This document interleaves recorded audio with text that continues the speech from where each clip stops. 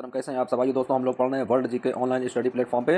तो दोस्तों देख लेते हैं, आज हम लोग पढ़ेंगे मानव नेत्र के बारे में। दोस्तों मानव नेत्र क्या होता है? मनुष्य के शरीर का एक अभिन्न अंग है। दोस्तों मानव नेत्र के बिना दुनिया कैसी हो जाएगी? ब्लैक एंड व्हाइट हो जाएगी। दोस्तों मानव नेत्र बहुत ज़्यादा इंपॉर्टेंट पार्ट है ह्यूमन बॉडी का। तो देख लेते हैं दोस्तों, मानव का अभिन्न अंग मानव नेत्र।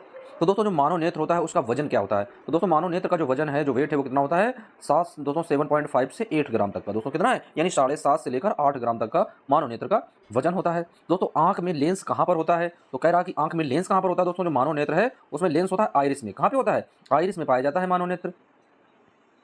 अब दोस्तों देख लेते हैं मानव नेत्र के कौन कौन से भाग होते हैं। दोस्तों मानव नेत्र का कौन सा भाग होता है? एक तो भाग होता है उसका आइरिस। दोस्तों दूसरा भाग होता है उसका कॉर्निया। उसके बाद में होता है दोस्तों लेंस, और उसके बाद में होता है रेटिना। दोस्तों रेटिना के बारे में आप लोग जानते हैं कि जब किसी व्यक्ति को किसी वस्तु को हम लोग देखते हैं तो उसका प्रतिबिंब सदैव कैसे बनता है? दोस्तों उसका प्रतिबिंब सदैव एकदम से इस तरीके का बनता है। यानी कोई को देखेंगे तो इससे हम लोगों को उल्टा दिखाई पड़ेगा, उसका प्रतिबिंब रेटिना पर उल्टा बनेगा। लेकिन हम लोग अपने मस्तिष्क का इस्तेमाल करते हैं, अपने बुद्धि का इस्तेमाल करते हैं, और उस बुद्धि के कारण दोस्तों हम लोगों को कोई भी प्रतिबिंब इस तरीके का बना हुआ सीधा दिखाई पड़ता है। तो दोस्तों जहाँ पर प्रतिबिंब बनता है वो क्या कहलाता है? भाग, वो रेटिना कहलाता है। फिर दोस्तों कह रहा कि आंख का श्वेत भाग क्या होता है? तो दोस्तों जो आंख का श्वेत भाग होता है, आंख में दोस्तों हम लोग देखते हैं कि पूरा एक सफेद भाग होता है, और दोस्तों बीच में ब्लैक होता है, और उसके बीच में भी एक छोटा सा पॉइंट ब्लैक रखा होता है। दोस्तों वो बल्ब होता है, और जो सफेद भाग होता है उसे बोलते हैं श्वेत पटल। क्या कहते हैं दोस्तों? उसको बोलते हैं श्वेत पटल। फिर दोस्तों क्या है, मनुष्य कितनी दूरी तक देख सकता है? तो दोस्तों एक जो सामान्य मनुष्य होता है, जो एक स्वस्थ मनुष्य है, उसकी दोस्तों सबसे निकट के लिए क्या होता है? यानी 25 सेंटीमीटर की निकट की दूरी होती है। दोस्तों 25 सेंटीमीटर से अगर दूरी कम हो जाएगी तो हमें वो वस्तु धुंधली दिखाई पड़ेगी। और दोस्तों कहाँ तक दिखाई पड़ती है? अनंत दूरी तक। यानी जहाँ तक हम लोगों को दिखाई पड़ता है, जहाँ तक एकदम से साफ होता है, वहाँ तक हम लोग देख सकते हैं। तो अनंत दूरी तक हम लोगों को वो चीज़ें दिखाई पड़ती हैं। तो मानव नेत्र है क्या? तो दोस्तों नेत्र में लेंस हैं। तो दोस्तों नेत्र में कौन कौन से लेंस होते हैं? तो एक तो होता है क्रिस्टलीय। दोस्तों क्या होता है? क्रिस्टलीय उत्तल लेंस। क्या पाया जाता है फ्रेंड्स? क्रिस्टलीय उत्तल लेंस पाया जाता है। दृष्टि दोष दोस्तों कौन कौन से हो जाते हैं? जब दोस्तों मनुष्य की एज ज़्यादा बढ़ जाती है तो कौन कौन से उसमें दृष्टि दोष उत्पन्न होते हैं? तो दोस्तों एक तो उत्पन्न होता है निकट दृष्टि दोष। क्या उत्पन्न हो जाता है? निकट दृष्टि दोष। उसके बाद दोस्तों क्या होता है? दूर दृष्टि दोष। फिर दोस्तों क्या बन जाता है? जरा दृष्टि दोष। तो दोस्तों ये दृष्टि दोष है, यानी नेत्र में होने वाली दोस्तों कमियां हैं, नेत्र की बीमारियां हैं, यानी निकट दृष्टि दोष, दूर दृष्टि दोष और जरा दृष्टि दोष।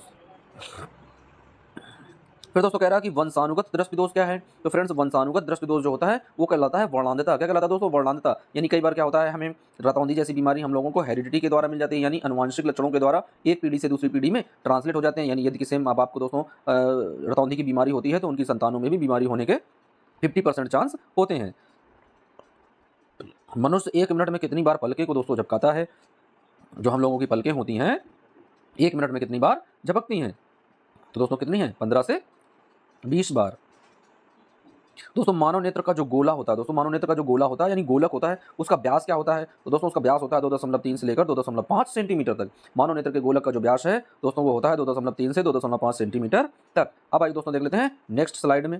तो दोस्तों नेक्स्ट स्लाइड में देख लेते हैं जो अब तक के सबसे बड़े दानवीर हुए दोस्तों कौन हुए हैं? दानवीर हुए हैं, जिन्होंने कौन कौन सी चीज़ों दोस्तों दान करके एकदम से इतिहास में अमर हो गए हैं। तो दोस्तों देख लेते हैं सतयुग में कौन सा सबसे बड़ा दानवीर था? तो दोस्तों सतयुग में सबसे बड़ा दानवीर कौन थे? महिर्ष दधीची थे। तो दोस्तों महिर्ष दधीची ने क्या किया था? अपना शरीर दान कर दिया था दोस्तों एक राक्षस को मारने के लिए। उससे दोस्तों एक धनुष बाण बनाया गया था, तो उस राक्षस को मारने के लिए दोस्तों उन्होंने क्या किया था? अपने शरीर का बलिदान कर दिया था। त्रेता युग की बात कर लेते हैं दोस्तों। त्रेता युग में सबसे बड़े दानी कौन हुए थे? तो राजा हरिश्चंद्र दोस्तों दानी हुए थे, जिन्होंने स्वप्न में ही अपने पूरे राजपाट को दान कर दिया था और जंगलों में चले गए थे। और दोस्तों द्वापर युग की बात कर लेते हैं। तो दोस्तों द्वापर युग में जो सबसे बड़ा दानी था वो कौन था? तो दोस्तों वो था राजा अंगराज। और दोस्तों राजा अंगराज किसे कहते हैं? कर्ण को कहते हैं। दोस्तों कर्ण कौन थे? यानी आप सब लोग जानते हैं, जिन्होंने दुर्योधन का साथ दिया था। दोस्तों कर्ण ही एक ऐसा व्यक्ति है जो दोस्तों परिणाम जानते हुए भी उसने अंजाम जानता था, लेकिन उसने दोस्ती निभाई थी। अब दोस्तों क्या है कि उसने कौन कौन सी चीज़ें दान की थी? अपने कवच दान कर दिए थे, और दोस्तों उसने अपने कुंडल दान कर दिए थे। यदि वो कवच दान ना करता दोस्तों तो फिर कर्ण को मारना असंभव था। तो इस वजह से उसे पहले से ही एक ब्राह्मण का वेश धरकर दोस्तों भगवान ने क्या किया था? उसके कर्ण और कुंडल दोस्तों कवच और कुंडल को उससे दान में मांग लिया था। और दोस्तों कलयुग का सबसे बड़ा दानवीर कौन है? तो दोस्तों कलयुग की बात कर लेते हैं। तो दोस्तों कलयुग के जो सबसे बड़े दानवीर हैं दोस्तों वो कौन थे? रतन नवल टाटा की दोस्तों जो कंपनी थी जमशेदजी टाटा, यानी टाटा एंड सन्स। तो दोस्तों टाटा एंड सन्स ने क्या किया है? अपनी 106 मिलियन संपत्ति अब तक दान कर दी है दोस्तों। 106 मिलियन संपत्ति उन्होंने क्या की थी? दान कर दी थी। दोस्तों आप लोग समझ सकते हैं कितना ज़्यादा दोस्तों ये बड़ी रकम है 106 मिलियन। तो इतनी मिलियन संपत्ति जो है वो टाटा एंड कंपनी सन्स ने दान की है। तो दोस्तों रतन नवल टाटा जिनका अभी हाल फिलहाल में भी निधन हो गया है, तो दोस्तों उनकी श्रद्धांजलि के लिए यह है कि उन्होंने कितना किया था? उन्होंने अपने 106 मिलियन संपत्ति जिस कंपनी में उन्होंने वो थे उसी कंपनी ने दोस्तों क्या है अब तक 106 मिलियन की संपत्ति उन्होंने दान कर दी थी।